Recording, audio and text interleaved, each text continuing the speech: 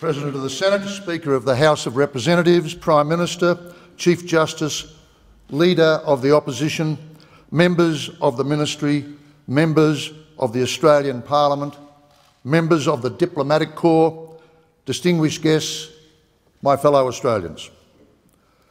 Consequent upon the oaths I have just taken, I assume the office of Governor-General of the Commonwealth of Australia, the 26th person to do so, the 13th Australian to hold the office. Let me start by paying my respects to the Ngunnawal people on whose land we meet, and through them to all the Indigenous people and their nations within Australia and all its territory. I'm at once humbled and proud to assume the office as Governor-General. Humbled to know something of the great men and the one woman to have preceded me, and proud beyond description of Australia, of its men and women, and of their history, their heritage, their present genius, and their hopeful future. To think that I will play some part in the public discourse in that regard extends to me, my wife and family, the greatest honour of our fortunate lives. A moment ago, I spoke about the one woman to have filled the office of Governor-General.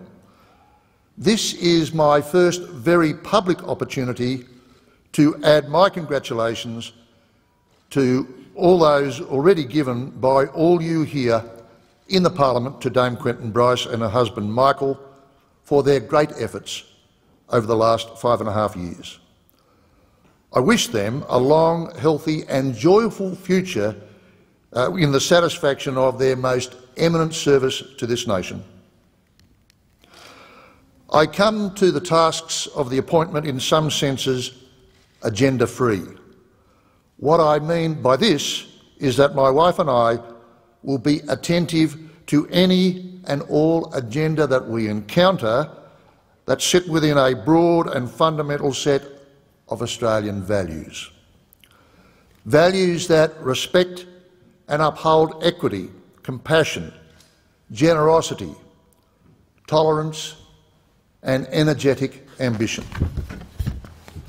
Our nation prides itself on high levels of social inclusiveness and harmony and equity, and compared to most nations on earth, that pride is not misplaced.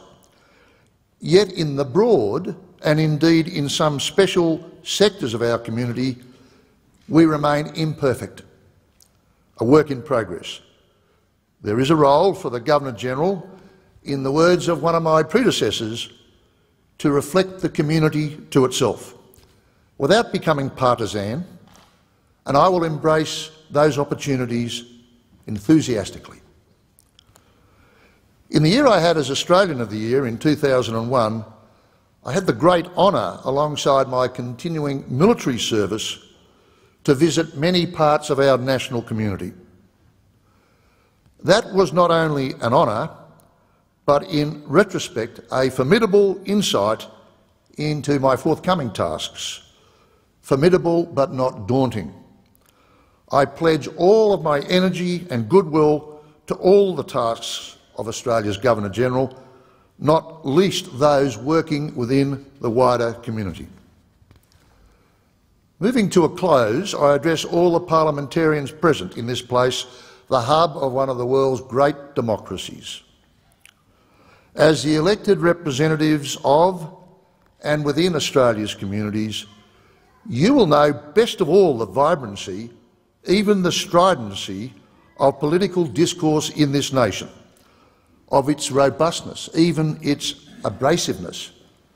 Yet the Australian people, even when expressing occasionally mild alarm and sometimes disappointment in the tenor of the political battle, maintain a profound underlying confidence that our system of government will continue to serve the nation's needs effectively. Let me illustrate in a small way. In the House of Representatives, on the 13th of February this year, the Prime Minister and the Leader of the Opposition made statements on indulgence concerning the award posthumously of the Victoria Cross to Corporal Cameron Baird. The Prime Minister said, "I salute Corporal Cameron Baird, VC MG.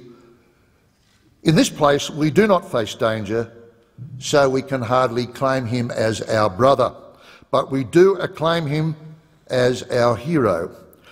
We can hardly imagine what the likes of Cameron Baird and his comrades go through, but we stand in awe of their extraordinary courage, the extraordinary courage of these amazing men who serve our country and keep us safe." Immediately thereafter, the Leader of the Opposition said, "All Australians admire courage. All of us aspire to be strong. But bravery and strength is not restricted to those who are decorated. Corporal Baird and all his fellow soldiers are heroes. But there can be no doubt that Corporal Baird was the sort of man that every soldier would aspire to be. We hail and salute Cameron Baird. He lives in the injured hearts of those he left too soon." Gentlemen, ladies and gentlemen of the Parliament, those remarks, that unity of spirit, that instinct to reflect the mood of the Australian people at a special moment, was as much representative of the strength of our democracy as any of the partisan issues of our time.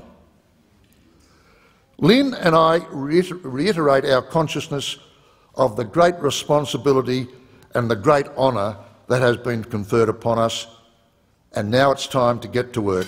Thank you, Mr. President and Madam Speaker.